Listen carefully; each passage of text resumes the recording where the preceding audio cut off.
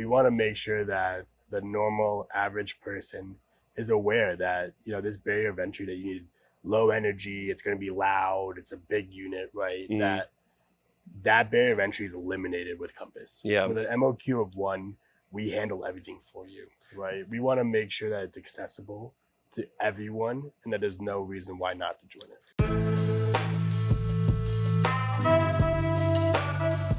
What's up? I'm Tatum. Welcome back to the Compass Mining Podcast. I am taking you over today, and today I'm with Vishnu. We are both in the Denver area working at our service center here, and we're just going to talk about kind of a day in the life of each of us because we have very different roles, but both are very integral to our entire operation. And we work in the same place, but complete different, job descriptions, everything. And so remind me your title again. You're Global Logistics Manager? Yeah. Okay. Vishnu Mackenchery. I run our global logistics and project management departments here in Compass. We're under the mining operations department segment of their organization.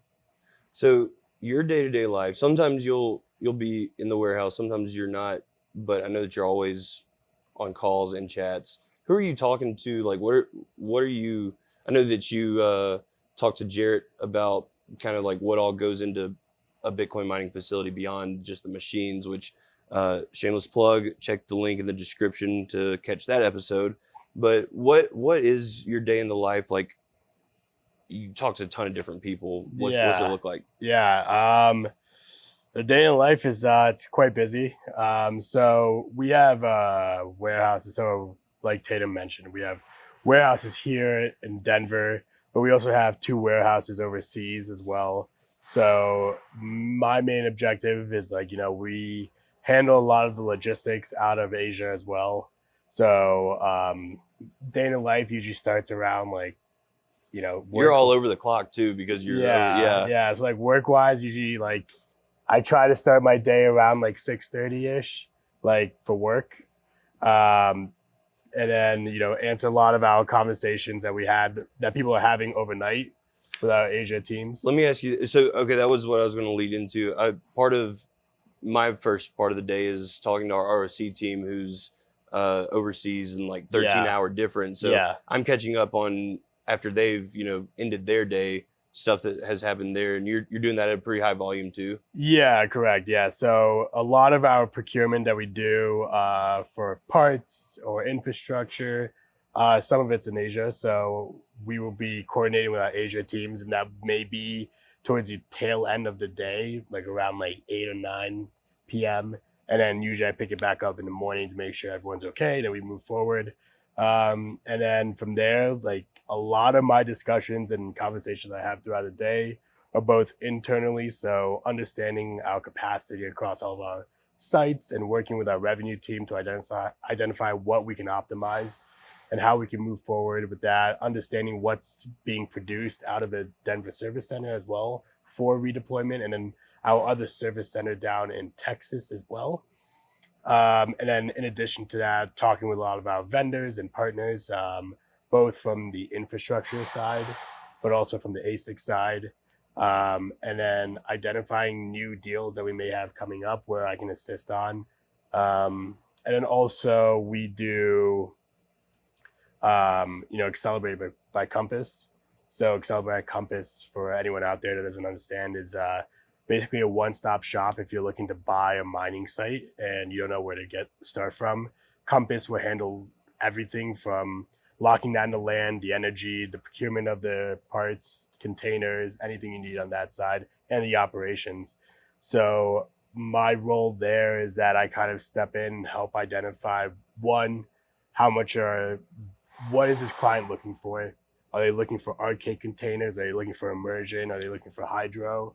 Identify the best solution for them, identify where they're going, and then building a proposal alongside with the revenue team, managed services team.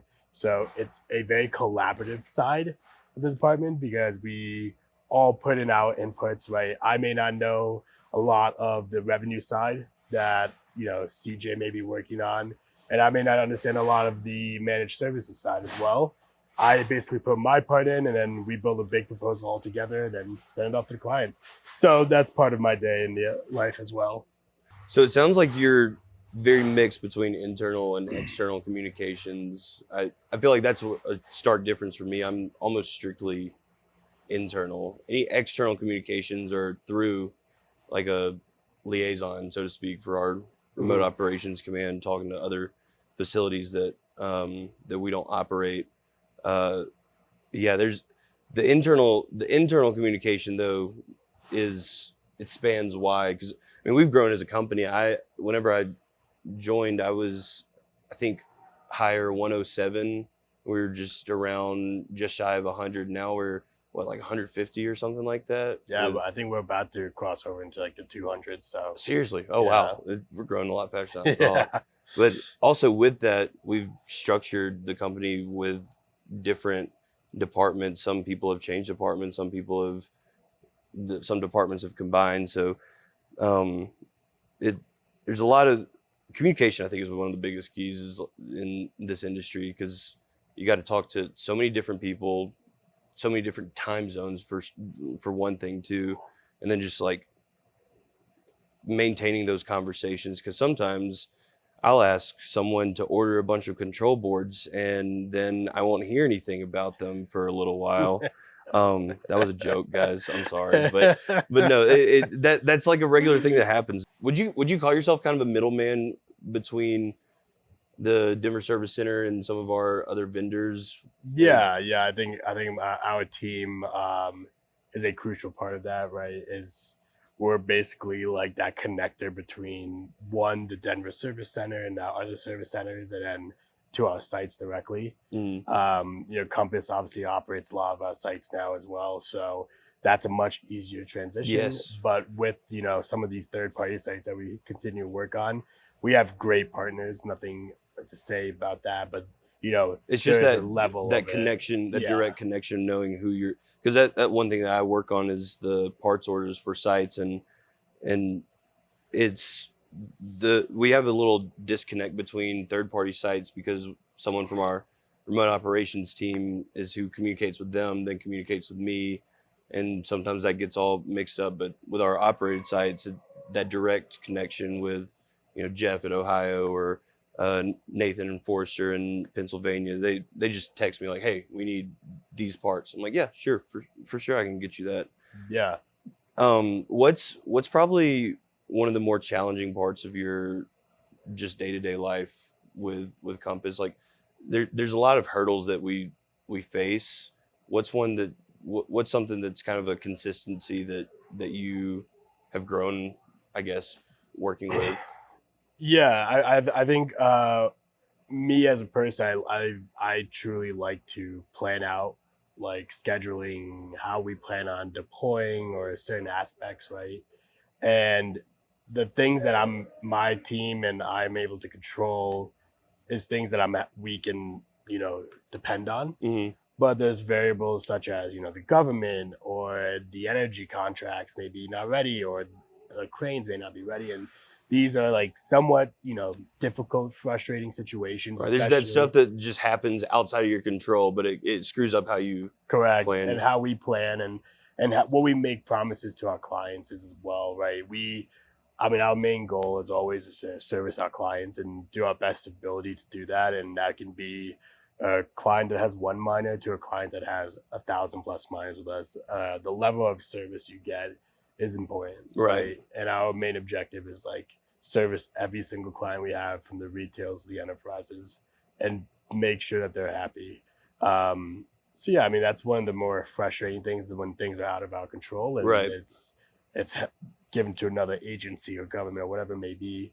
But I also think like another big part was like when we first came in was like just pure communications and how certain things were being done, and no fault to Compass, no fault to anyone, right? It was Compass was a very small company that was growing rapidly fast Hmm. and needed to put a lot of SOPs in place and put a lot of procedures that were going to be beneficial for one, the current situation we were in, but also how we were going to grow in the future. Right. So yeah, I think those were like little frustrating parts, but Yeah.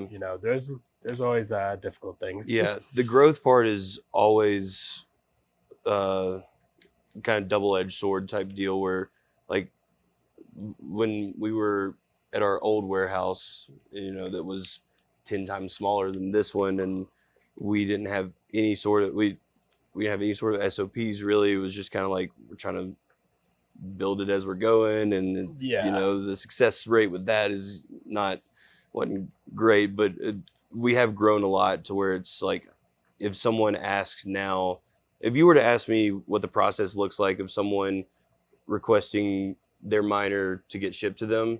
If you would have asked me that a year ago, I'd be like, we'll figure it out. But now it's like, oh, I know exactly the timeline, the steps it goes through, how many hands will touch it, and how we'll get it to you, looking good, hashing, everything like that. So yeah. I agree with that, and also the out of control things too. It's like sometimes I'm expecting a shipment and it just doesn't come. But we that's something that I've had to grow is just accepting that stuff and doing what I can that I can control, but then adapting to stuff that I can't. Yeah. Sorry, James, I'll send you those PSUs when I get them.